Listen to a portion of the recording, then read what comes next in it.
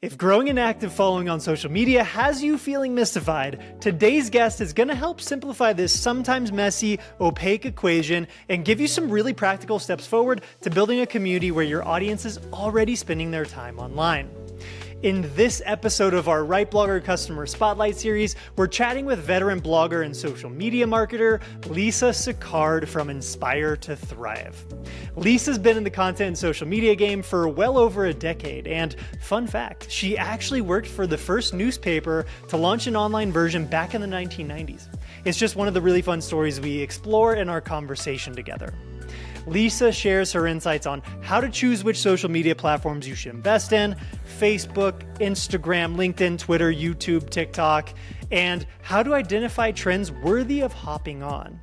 We talk about posting strategies for different platforms, what's working well and where. We talk about building real relationships on social, how to drive traffic, and of course, how she's using AI to save time and generate great content ideas along the way. Please enjoy our conversation with Lisa Sicard. Welcome, Lisa. Thank you, Ryan. Nice to be here today. Thank you so much for having me.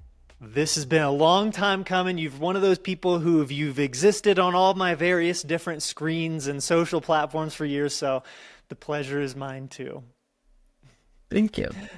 Lisa, can you tell everyone what exactly it is that you do today? What I do today, I manage social media for clients. That's my first thing that I do. I have several different clients, from real estate agents to stores and online stores that I manage all different kinds of social media, from Facebook pages to Pinterest, Google My Business, X. I think that covers most of them. LinkedIn. So I manage it, and I do some advertising for them as well on the social platforms. So that's the first thing that I do. The second thing I do is with my blog. I started my blog to help other people with their online businesses, and I grew it into sponsorships and also some affiliate marketing. And I've always kind of called it the playground for the social media, and I would test things on social media before using them with my clients. So I love that. That's a really good strategy. I think that's actually a through line I've seen with people that run some sort of business where they're working with clients, whether it's an agency, consultancy, whatever, is that the people who do it best are the ones who are really interested in tinkering on their own projects too and seeing kind of what works.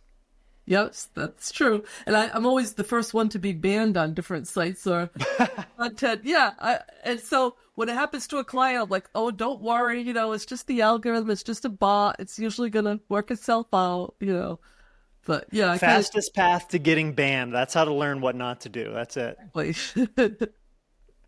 Why are you in this line of work? I just really kind of fell in love with it. Back in my days at the newspaper, we were the first newspaper that went online, and I ended up on the digital team.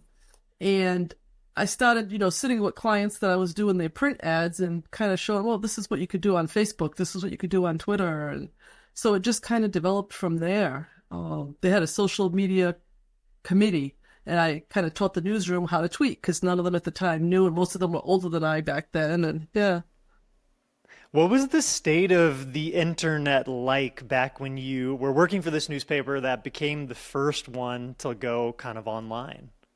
People didn't want to really use online marketing. They were so hooked on the print, and they just couldn't see the value, especially for some being the first. But I had one realtor, in fact, he does really well online now, and he was the first one that actually took hold of it, did the banner ads and started getting results. He had a website, and, so he was fun to work with because he was one of the few that really got it at the time, where others were they didn't want to deal with it.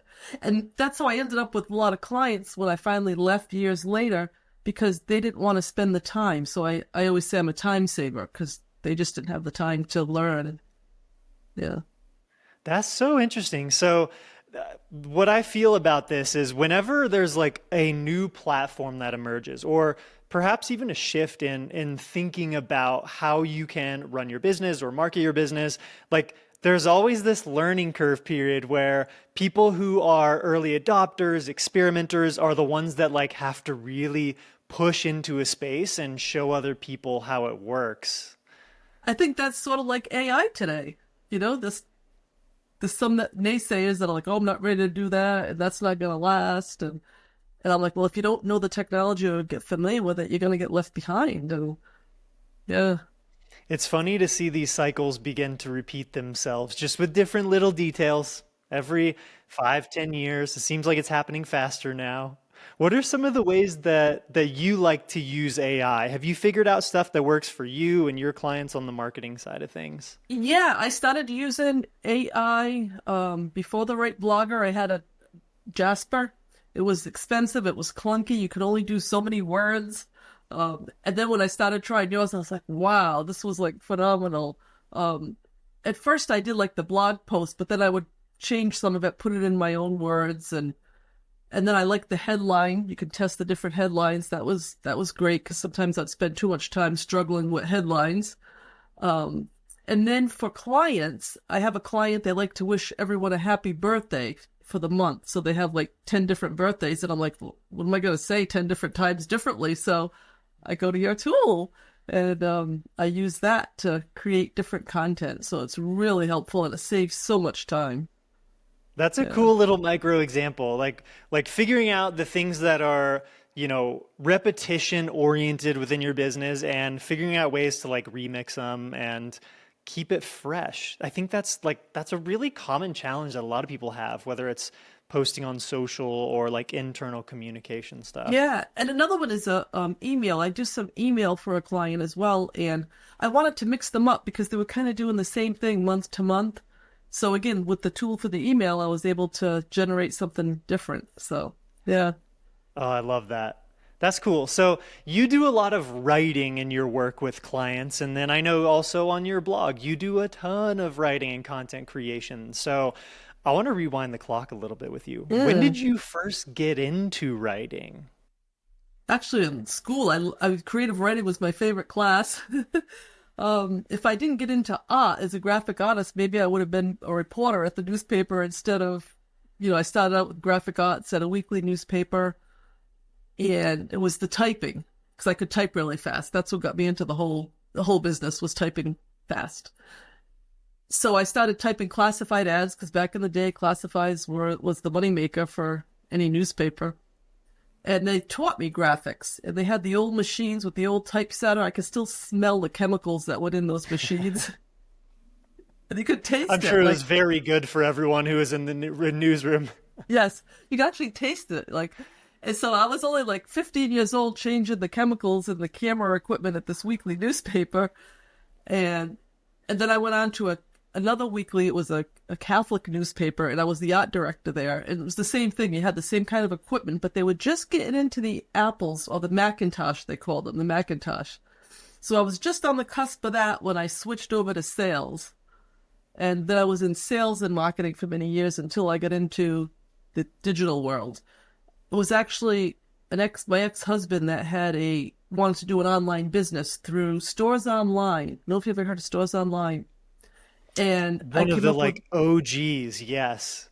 yes, yep. And so it was a medical scrub site. I had to get suppliers. I learned all about drop shipping. And I used to spend hours after working all day at the paper on tech support with Stores Online to learn SEO and to learn all this other stuff. And I made the biggest sale through a tweet. It was NCAA medical scrubs, and the doctor came from a certain area where they were in the champions, and he saw the scrubs, and so we're tweeting back and forth, and he ended up placing like the biggest order we ever had. And so that's when I started Inspired to Thrive, because people were asking me, well, how did you do that on Twitter? How did you do that with the website? How did you get orders? And I was kind of tired of answering phone calls and emails. I was like, I'm going to start a blog. Little That's a all the really work cool that's going to trajectory. be. Oh, I love that. That's awesome. I think that tracks with like most creators' journeys that I've seen too, is that usually you have to cut your teeth on learning the stuff, putting it into real practice, seeing results, and then eventually you begin like sharing like, "Hey, here's what I've learned. Try this." And other people get to benefit from it. I love that. Yeah, so it was a crazy time looking back at it, and I started on actually Blogspot, and then when I had to move over to WordPress, thank God this Moray De Silva, Moray Forever. He was like he's my developer now, but back then he was a teenager helping people out, and he helped me out to get my site from Blogspot to WordPress, and then I had to learn the whole WordPress and Wow. That world's changed a lot too. It's fascinating too to think about the world before Shopify was around for like yes, online e-commerce businesses, because we had to string together. I've tinkered with this myself back in the day too. We had to string together so many crappy little things to try and do what Shopify just so elegantly does now. right, right. And I remember I was taking courses at college, and I took a course on HTML so that I could, after I was in it, I always went to school after I got in it. And then another one was on, I forgot what it was called. It was a program everyone was using to have moving content on websites that Flash. I took a Flash course. That's what it was. And of course, right after I took it, it was no good anymore for SEO and, As these things always go, the technology Yeah. keeps moving on. I feel like the only constant is that change is always happening. Yes, definitely. Especially with social media. That's what I tell people. I said, if I teach this course now, for a while I was teaching the Real Estate Institute in Rhode Island before I moved. I was teaching down there social media. And when I gave the courses, I'm like, what I might tell you today might change tomorrow. So, yeah. If you had to boil it down here for people listening, watching, what kind of advice would you give to someone who is maybe already convinced, all right, social media, I got to take it seriously. I want to invest properly, time, resources, effort into this. Where should I start? I mean, there are so many networks. How do Yeah. you go about even deciding these days? I always tell clients to pick 3 in case one goes, sometimes you have one goes down. You want to have a presence. I like to have a presence at least 3 for clients. And it depends on their niche and who their audience is, and the age, because that varies so much. Like if it's a younger audience, Instagram; if it's older, Facebook. It really depends on a lot of different things. How about as far as content mediums? If someone they identify strongly as, say, a writer versus someone who can make videos, is there one platform that's better than another Yes. these days? I definitely recommend X for writers, because my blog traffic is always from all social media. X has outnumbered it over the years from 2009 till 2024. It's really remained my top referrer. So for writers, I would definitely recommend that, but not for, say, other people that if they don't want me to manage it and they want to do it themselves, one tweet a day, one post on X a day is not going to cut it. You have to be really active there. Okay, so how many posts a day is like the ideal on a platform like X? I would say at least 3 to 5. Yeah. Wow. Yeah. And what kind of posts? Like what are you seeing get the most traction? Well, today it's changed a lot. I mix them up. Like I try not to have links, because all social kind of demotes you in the algorithm if you have links. So you have to mix up. You have to have some just text, some photos, some videos. It's really good to mix them up.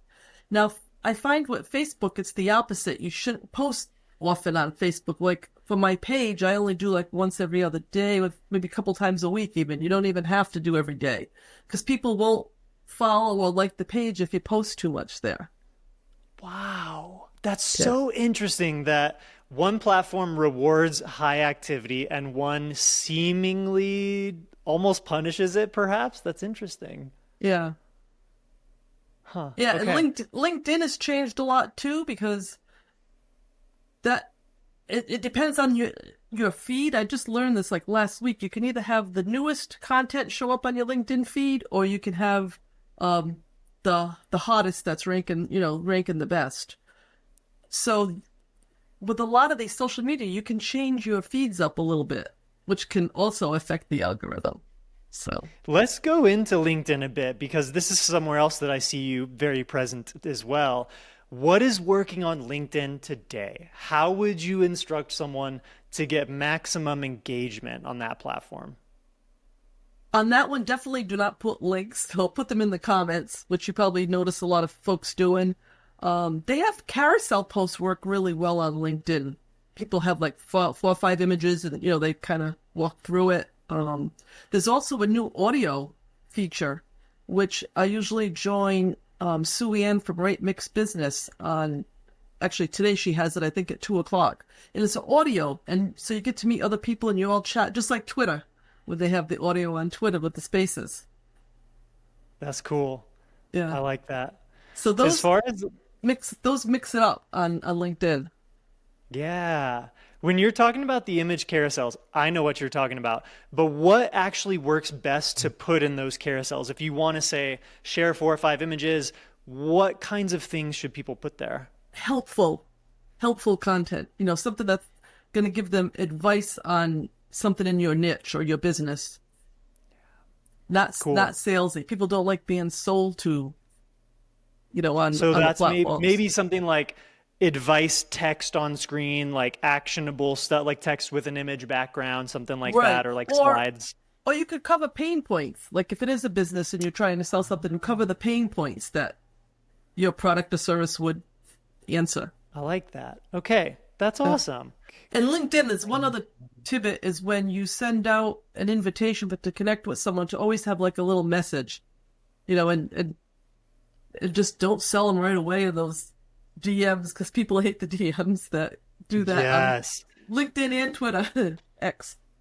As someone who gets my DMs blown up on LinkedIn, it's the people who just provide some value first, or just say something like nice and kind and don't immediately ask for something. It's the people who do something kind first that I actually reply to. Right. All right, so let's talk a little bit about like YouTube, because I see you on YouTube as well. What are you finding is working both for yourself with your blog Inspired to Thrive, and then also if you touch YouTube with client work, what are you seeing do well on that platform? It's really hard to say. It's a fascinating platform. I've been on there more. I just wanted to. You have to keep up doing video because you lose your touch if you don't get in front of the camera. You don't practice. So I like to practice, and I was playing with an AI tool, Flicky, to make some of the videos for the short videos. And I've been finding that if you have the right keywords in your text, in your description, you can rank higher, but also knowing what people are looking for on YouTube, doing a little research before you put something up. So I kind of go back and forth because I like to provide information if it's something new on products that's done well. If I'm sharing some tips on social media, I like to put those up because people find them helpful. And you can put a lot more text in the description now than ever before. Yeah. How do you go about doing that research to figure out what people are actually looking for help or answers on? In YouTube Studio, they allow you to do research right on there. And I have TubeBuddy, and TubeBuddy also shows you which topics, are going to do well or not do well. They make it easy these days. I love that. They do. And yeah, I just find that interesting how they can tell which topics are going to rank or not. Because, when I first started years ago, you just did a video because you thought it would be good. You just used the words naturally, didn't think twice about ranking. And now it's a whole different ballgame. So with your blog, Inspired to Thrive, what is your goal with that site today? I know you've been at it for a while. Things grow, evolve, change over years of doing something. What do you want to do with it? Why does your site exist? I would like to be able to continue providing helpful information on the topics that I've been doing, which is the social media, SEO, and blogging. I also want to make more of a passive income as I look at retirement in the near future, few years, because I want to still blog even if I retire.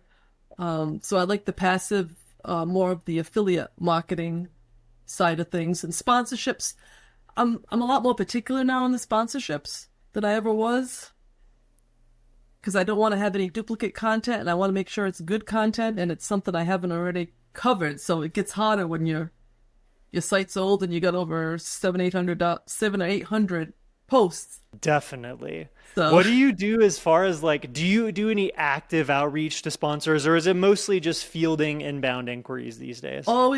they're always coming to me, so I really haven't gone out I haven't had the time with everything I do. Yeah. For the few sponsors you work with, what usually happens after someone reaches out to you? If you feel like, hey, this might actually be a fit, let's do something. Can you just walk us through what that process looks like? Yeah.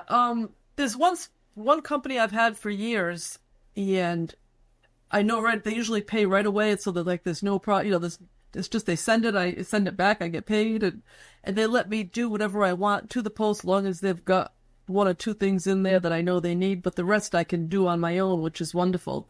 But when I get some new clients, I need to know up front, is it okay if I edit? Is it okay if I do this? Because I may not want to keep their title.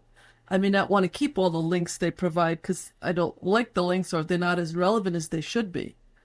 So I kind of do that up front before I've had a few where I've even like copied and pasted from WordPress to send it to them as a proof, to avoid any problems, That's smart. Yeah, I also I do so few sponsorships on my blog because my bar for discernment is so high. I truly only want to recommend tools, products, services that I've actually used and I know are going to be good for people who find them. Yep. And what I try to do is I've been telling a lot of them with the links, if they can link it to a blog post rather than something else. Yeah. So it's educate people rather than sell them straight away. Right. What kinds of content do you see working best on your blog right now, as far as traffic and maybe even kind of the second stage, moving into some of those affiliate conversions? Social media has been the biggest one for me. Anything I do on social media, Instagram, Facebook, Twitter, X. I keep calling it Twitter, but it's now X. So those three, I think, are the hottest topics. And I've seen the traffic go up and down. I had the best traffic last year till actually about 2 months ago. And all of a sudden it just went way down, and now I'm trying to get it back up. And you go look at the Google search console, and you find some errors, so you gotta fix those and wait for the re-index. And it's a whack-a-mole roller coaster ride. Yes. And this is the first time I was actually hit financially, because in the past I really didn't have that much revenue. But then all of a sudden, when you have high revenue, and I always said, I can't depend on this. This is just extra money. It's not going to be always there. But it makes it hard because as a small business owner, I do estimates for taxes. And if you don't estimate right, you could get penalized now. So it's a little scary. I love that. Cool. Well, Lisa, can you tell everyone watching, listening, where they can go to learn more about you and everything you're up to? Yeah, just inspiredtothrive.com. I have an about page there, and they can find me pretty much on any of the social networks. I'm on all of them, either through Inspire to Thrive, and on Twitter, my personal is the Lisa Pat B. I wanted it Lisa Pat S, and I couldn't get it, so it's Lisa Pat B. I've had it since 2009. When you get those usernames, it's hard to change. It is. I love it. Well, thank you again for joining us. Yeah, thank you, Ryan, and thanks for your wonderful tools. I love those tools. They really saved me a ton of time.